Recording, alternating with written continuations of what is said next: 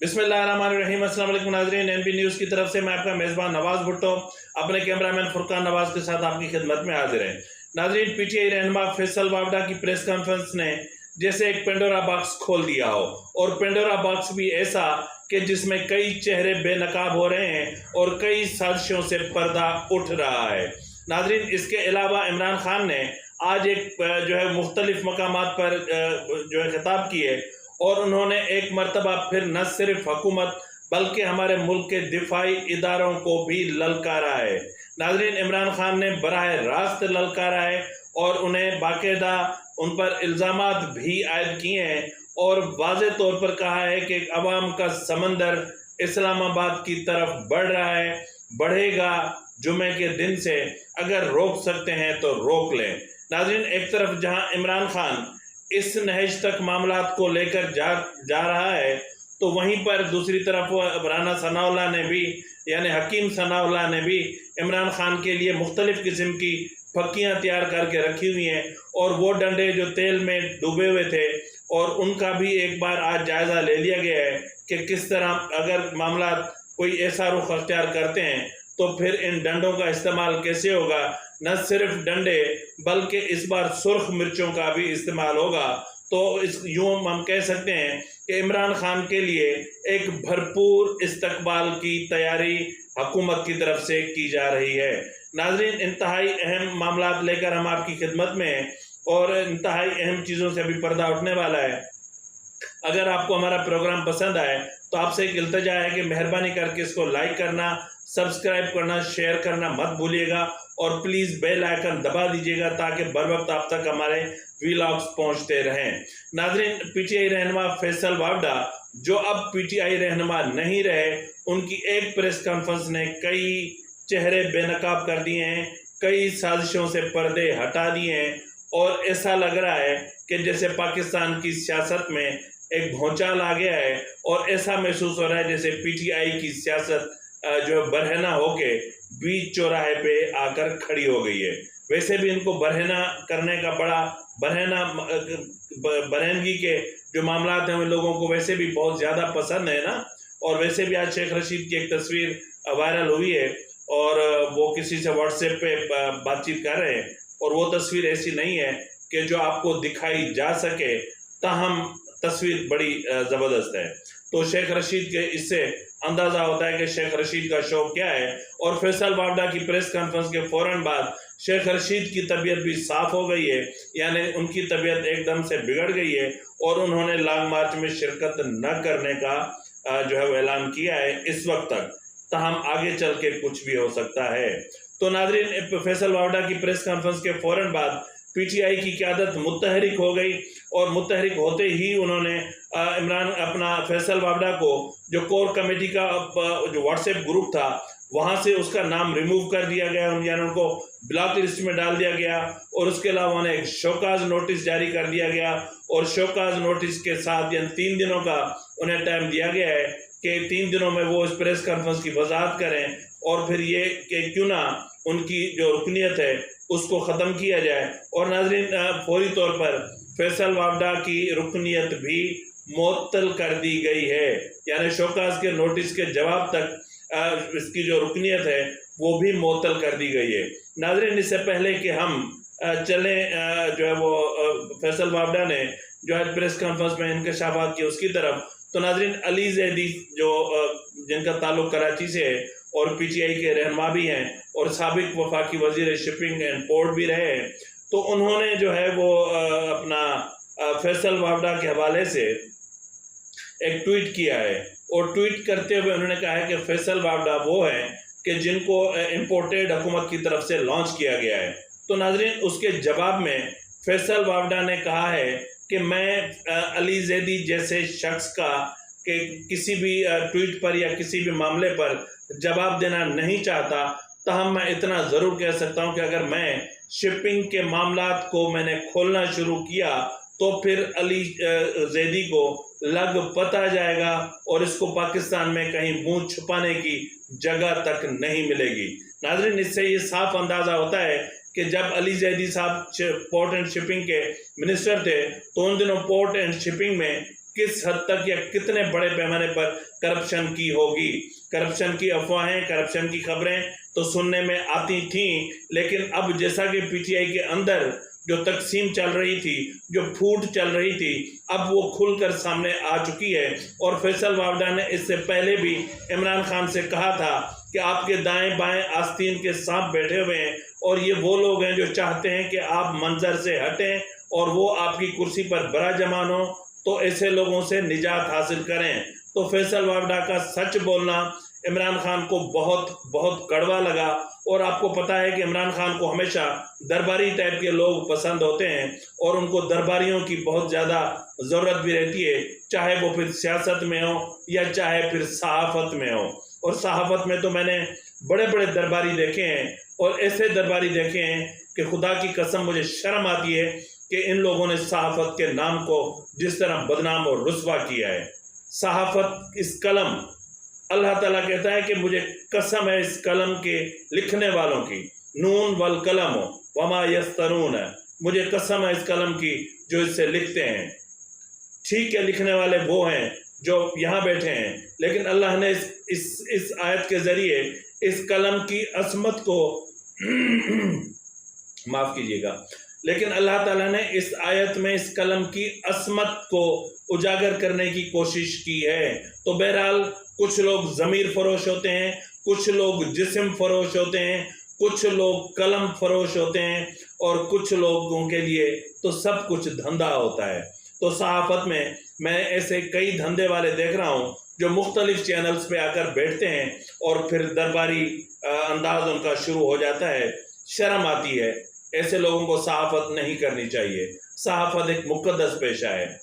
ये बिकाऊ जो चीज़ें हैं ना, वो भले किसी भी पार्टी के हों, चाहे वो नून लीग के दरबारी हों, चाहे वो पीपल्स पार्टी के दरबारी हों, चाहे वो पीटीआई के दरबारी हों, ये दरबारियों की वजह से ही सियासत खराब हुई है और सियासत की वजह से ही सहाफ़ी दरबारी बने हैं। तो बहरहाल हम आते हैं अपने असल मुद्दे की तरफ। तो नाज़रीन, जिस तरह बात चल रही है दरबारियों के हवाले से, तो फैसल वावडा प्रेस कॉन्फ्रेंस के दौरान कुछ सहाफ़ियों ने इस तरह सवाल किए कि जैसे वो पीटीआई के कारकुन हो, यानी जो जाहिर है कि हैरानकुन सवाल तो हुए ही हुए। ताहम जब प्रेस कॉन्फ्रेंस ख़त्म करके जब फैसल वावडा जाने लगे तो उसके बाद सहाफ़ियों ने एक दूसरे के साथ क्या हशर किया और फैसल वावडा के साथ किस तरह वो बात करने लगे, ये मंजर देखने जैसा था। क्यों कर रहे हैं यार? चले आप एक मिनट सब्र कर रहे हैं यार। ये कौन होता है मुझे रोकने वाला? यार अंदर बहुत हो नहीं, इधर आना, तू मुझे किस चक्कर में रोक रहा है? कौन मायना इसका? यार एक मिनट सब्र कर ना, फोन क्या कर रहे हैं? हेलो, हौसला कर, एक उससे पूछने देना मुझे। मैं भी मीडिया चैनल से हूँ यार, मैं पेट में ललूंगा तू, सबर मार रहे हो रुक, नहीं एक मिनट पीछे, वो मुझे क्या रोक रहे हैं? मीडिया चैनल से हूँ ना, तू मुझे क्यों रोक रहे हैं? क्या हो गया? गाड़ी के बच्चे पेट सारे गाड़ियों में घुसे हुए उनके। फैसल साहब कौन जीता आते हैं आपके पीछे? क्या हुआ? नहीं मुझे क्यों हो रहा है? तू क्यों रोक रहा था यार? क्यों रोक रहे हैं मुझे? यार सवाल कर रहा हूँ, तेरा राइट नहीं है मुझे रोकने का।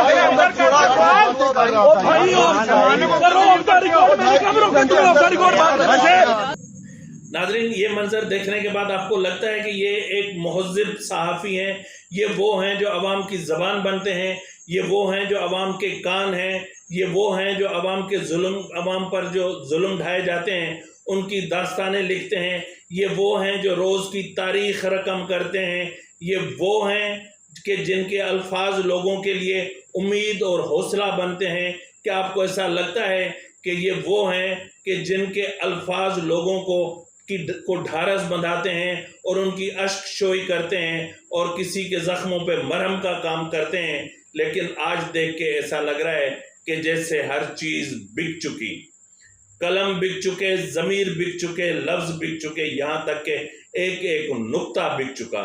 और ये बहुत शर्म की बात है सहाफ़ियों के लिए, ऐसे सहाफ़ियों के लिए जो ऐसी गिरी हुई हरकतें करते हैं, जिन्होंने सहाफ़त को एक बाजारी चीज़ बना के रख दिया है। बहरहाल नाज़रीन, अरशद शरीफ के हवाले से जो मामला चल रहे हैं, जिस तरह आपको पता है कि आज जो है वो वजीर दाखिला ने एक निजी टीवी चैनल से उन्होंने बातचीत करते हुए कहा कि इस तरह जो भी चीज़ें सामने आ रही हैं उनमें इमरान खान मेन जो है वो फर्द हैं जो इसके बेनिफिशरी हैं, और पहला जो इनका जो टारगेट होगा, या जिस तरह जिसको तहकीकात के लिए बुलाया जाना चाहिए वो इमरान खान को बुलाया जाना चाहिए, उसके बाद फैसल वावडा को बुलाया जाना चाहिए, और उसके बाद दीगर लोगों को बुलाया जाना चाहिए। तो नाज़रीन, इस वक्त जो सिचुएशन बन रही है वो बहुत एक भयानक किस्म का एक मंजरनामा पेश कर रही है। और जो लॉन्ग मार्च जिस तरह बन रहा है, जिस तरह नाज़रीन मैंने आपको पहले भी कहा था कि इमरान खान के लिए यू टर्न लेना कोई बड़ी चीज़ नहीं है। अगर इमरान खान इतने लोग निकाल पाते हैं कि जिस मतलब हैरत होती है कि अरशद शरीफ के कत्ल को वो शख्स जो है वो केश करवा रहा है, यानी वो समझता है कि अरशद शरीफ की शहादत के मामले पर लोगों के जज्बात भड़के हुए हैं और लोहा गर्म है तो ठोक दो थोड़ा। तो ये वो लोग हैं जो सिर्फ लाशों की सियासत करते हैं, लाशों पर सियासत करते हैं, लेकिन ये वो लोग हैं जो अपने करीबी जो लोग होते हैं उनके घर ताज़ियत तक के लिए नहीं जाते। मुझे यकीन है कि कल अरशद शरीफ की नमाज जनाजा अदा की जाएगी फैसल मस्जिद में और इमरान खान नहीं जाएंगे। नाज़रीन, इससे पहले जो है वो पता नहीं क्यों वैसे नाम मेरे जहन पे होता है, पीटीआई के एक रहनुमा थे कराची से जो बुनियादी कारकुन थे, जिसने कराची में पीटीआई की बुनियाद रखी थी, और बाद में क्या हुआ कि उसी शख्स उसका जब इंतकाल हुआ तो वो इमरान खान उनके घर ताज़ियत के लिए नहीं गए।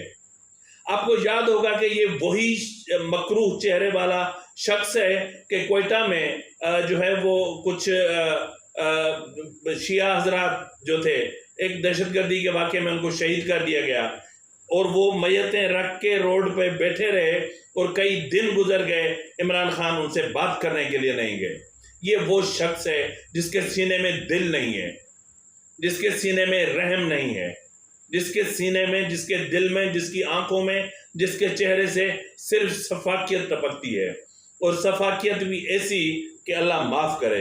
तो बहरहाल नाज़रीन, इस वक्त अरशद शरीफ का जो मामला है उसकी तहकीकात जिस तरफ बढ़ रही है, अब उससे पहले तो ये जो अफवाहों के बाजार गर्म है, जिस तरह मैं मुसलसल कह रहा हूँ कि हर कोई इन्वेस्टिगेटर बना हुआ है और हर कोई कुछ कर रहा है, तो यहाँ पर अजीब सी चीज़ें हो रही हैं। और यहाँ पर हम आपको ये भी बताते चलें कि कीनिया की पुलिस ने एक मरतबा फिर इमरान खान की तरह यू टर्न लिया है, और कीनिया पुलिस ने यू टर्न लेते हुए कहा है कि जब उस गाड़ी को रोकने की कोशिश की तो उस गाड़ी से फायरिंग हुई, जिसके नतीजे में हमारा एक सिपाही जख्मी हो गया, और उसी वजह से हमें गोली चलानी पड़ी। तो गोली चली, ठीक है चली, लेकिन गोली एक ही तरफ क्यों चली? ड्राइवर साइड तो दूसरी साइड थी। बहरहाल ये तो सारे सवाल हैं, वो सामने आएंगे।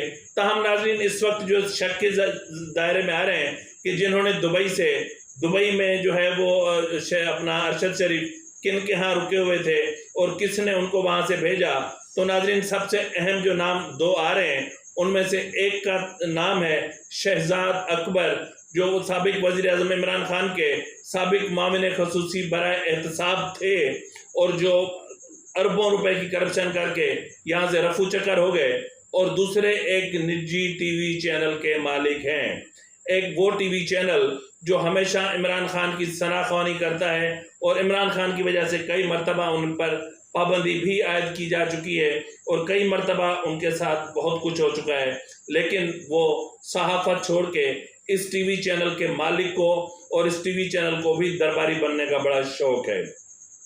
तो नाज़रीन, इसके अलावा जो है वो जिस तरह मैंने कहा कि मुराद सईद इमरान खान के आपस में इनकी कोऑर्डिनेशन नहीं है। अरशद शरीफ के हवाले से इन दोनों के जो बयानात आए हैं उन दोनों में बहुत कंट्राडिक्शन पाई जाती है, और हैरानकुन कंट्राडिक्शन पाई जाती है। यानी पीटीआई यूं समझ लें कि इस वक्त अपने आप में फंस चुकी है, अपने वजूद में फंस चुकी है, और पीटीआई अंदरूनी इख्तलाफात की वजह से बदतरीन इंतशार का शिकार हो चुकी है। और मुझे तो ऐसा लग रहा है कि लॉन्ग मार्च से कबल ही पीटीआई का शिराजा बिखर जाएगा और जिस रफ्तार से तहकीकात चल रही है, लगता है कि शायद कल शाम तक कोई बहुत बड़े इंकशाफात सामने आए और ऐसी चीज़ें सामने आए और ऐसे डॉक्यूमेंट्री एविडेंस या ऐसी कोई वीडियोस या कोई फोटोज़ या कोई ऐसी चीज़ें सामने आए जो पाकिस्तान की सियासत में तूफ़ान बर्पा कर देंगी। और ये मुमकिन है क्योंकि एक हैकर की तरफ से भी इस तरह की वार्निंग दी जा चुकी है अपना ट्विटर पे, और इसके अलावा भी ऐसा महसूस हो रहा है क्योंकि जिसकी इब्तदा यानी ट्रेलर जो चलाया गया है वो शेख रशीद की उससे चलाया गया है कि मौसूफ एक बेड पे जो है वो सोए हुए हैं और उनका हैप्पी आवर्स चल रहे हैं, और वो जो है व्हाट्सएप पे किसी मोहतरमा से बातचीत कर रहे हैं और उस मोहतरमा की तस्वीर भी है, और वो तस्वीर और शेख रशीद की ये जो तस्वीरें हैं ये दिखाने के काबिल नहीं हैं। तो समझ जाएं आप कि वो क्या होंगी।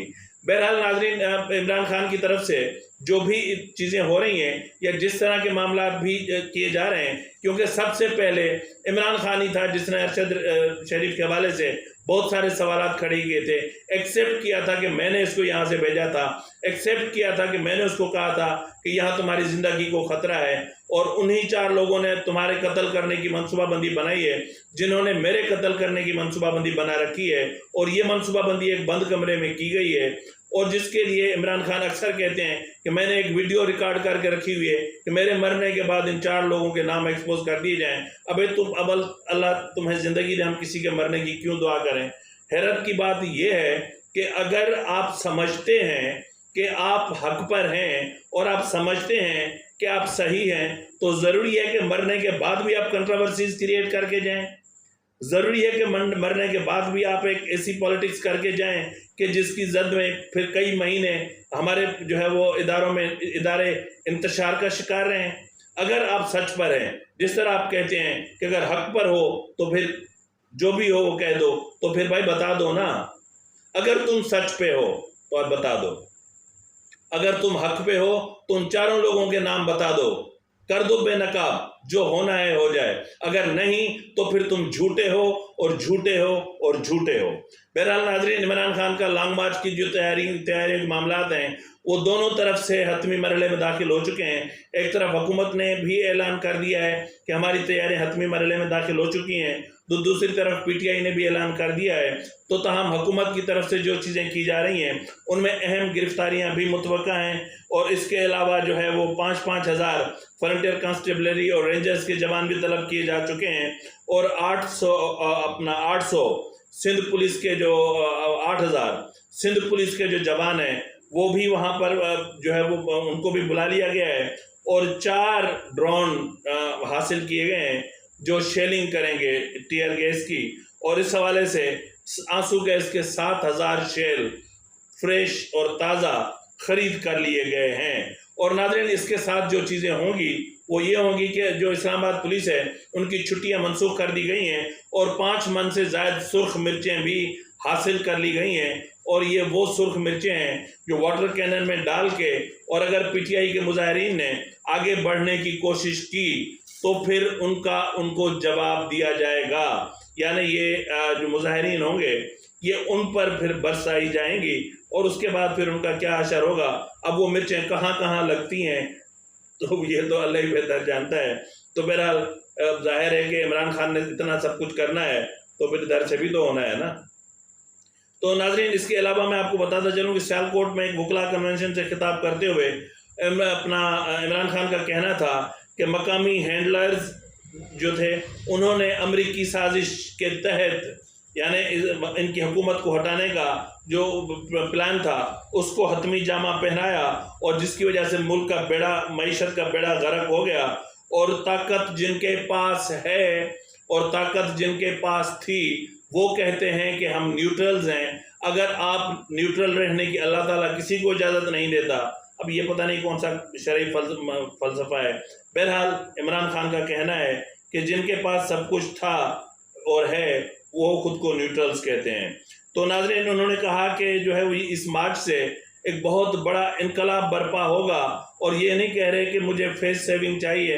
बहरहाल बहुत बड़ा इनकलाब बर्पा होगा, और ऐसा इनकलाब होगा कि जो पाकिस्तान की तारीख में कभी नहीं हुआ होगा। यानी अब इतने लोग इस्लामाबाद की तरफ जाएंगे कि शायद मेरे ख्याल में शायद वो कह रहे होंगे इधर से पूरा पंजाब जाएगा, कोई घर खाली नहीं रहेगा। यानी हर घर को ताले लगा के सारे लोग इस्लामाबाद पहुंचेंगे और उधर खैबर पख्तूनख्वा से सारे के सारे लोग घरों को ताले लगा के इस्लामाबाद पहुंचेंगे। फिर शायद कुछ करोड़, एक 2 करोड़ लोग इकट्ठे हो जाएं। अल्लाह के बंदे 20,000 तो लोग इकट्ठे करना बहुत बड़ी बात है, देखते हैं।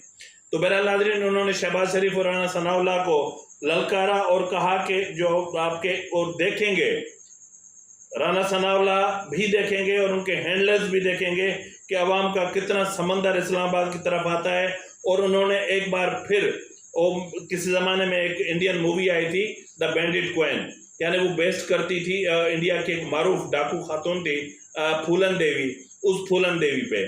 तो बहरहाल फिल्म बन गई। जब वो फिल्म जो है वो टेलीकास्ट या अपना वो हुई, उसको सिनेमा पे जारी कर दिया गया, तो उसके बाद फूलन देवी ने वहाँ की मकामी अदालत में या हाई कोर्ट में जाके केस किया। तो उन्होंने कहा कि जी आपने उस वक्त क्यों नहीं महसूस किया था कि ये फिल्म इस तरह बनेगी। तो अब उसमें आपके मामला जो भी थे वो वही उन्होंने कहा कि फूलन देवी ने बड़ा कमाल का जुमला बोला था।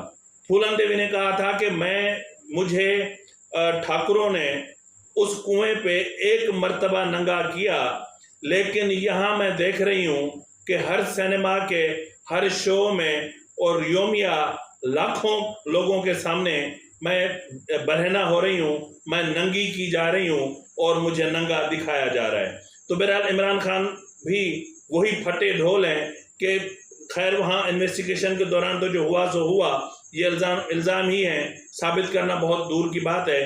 तो बहरहाल कल शहबाज गिल का मसला था तो उसको भी नंगा किया गया, और आज़म सवाती का मसला है तो इसको भी नंगा किया गया। कोई फारूकी हैं दरबारी सहाफ़ी, उन्होंने जब उनका मसला हुआ तो उनको भी नंगा किया गया। तो जिन्होंने भी हमारे कारकुनों को नंगा किया, हम उनको छोड़ेंगे नहीं। यानी उन्होंने जो है वो एक खिताब यानी दिया डर्टी हैरी, यानी डर्टी हैरी एक पुलिस कोप था और जिसका काम था कि जिसको देखो उसको गोली मारो। तो बहरहाल उन्होंने कहा कि जब से ये इस्लामाबाद में आया है और इसने सबको गोलियां मारना शुरू कर दी हैं और तफ्तीश करने में सबको नंगा करता है। तो बहरहाल जो जुल्म किया है, और राना सनाउल्लाह को मुखातिब करते हुए कहा कि जो तुमने जुल्म किया है, यानी हमारे लोगों को नंगा करके जो तुमने जुल्म किया है, उसका हम तुमसे हिसाब लेंगे और हम तुम्हें इंसाफ के कटहरे में लाएंगे। बहरहाल नाज़रीन, आज के खिताब 2-3 प्रोग्राम्स थे, वहाँ उन्होंने खिताब किया और वहाँ उन्होंने वही रिवायती हलफ लिया, और हलफ लेने के बाद लोगों को जो है वो मतलब अब एक चीज़ रह गई है कि कुरान उठा के लोगों को कहे कि भाई अल्लाह का वास्ता है मेरे लॉन्ग मार्च में आओ।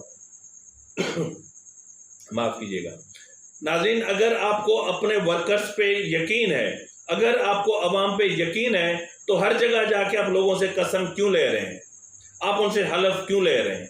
हलफ का मतलब समझते हैं कि आप अल्लाह को और उसके नबी को हाजिर नाजिर जान के हलफ ले रहे हैं।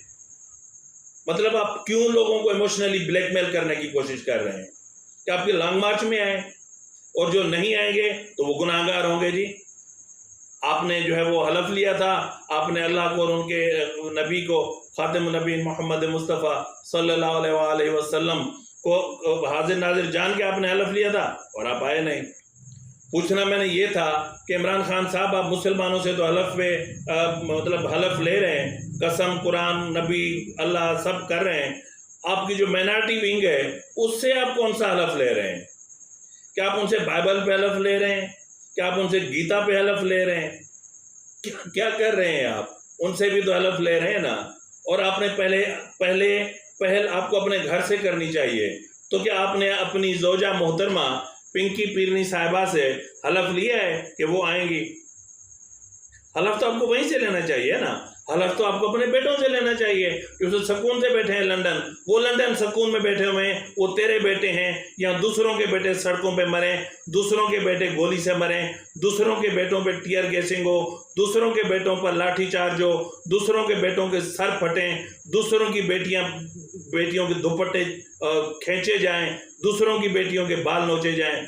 शर्म तो तुम्हें आज उस वक्त आ जानी चाहिए थी जब ये खबर नशर हुई कि सऊदी अरब हुकूमत ने वजीर आजम नवाज शहबाज शरीफ की दरख्वास्त पर उन तमाम पाकिस्तानियों को रिहा करने का हुक्म दे दिया है और जुर्माने भी उनके शायद माफ़ कर दिए गए हैं, जिन्होंने मस्जिद नबवी में सरकारी वफद के साथ जो बदतमीजी की सो की, लेकिन वहाँ नारेबाजी की और तौहीन मेरे नबी के रोज़े की, मेरे नबी की हुर्मत की तौहीन की।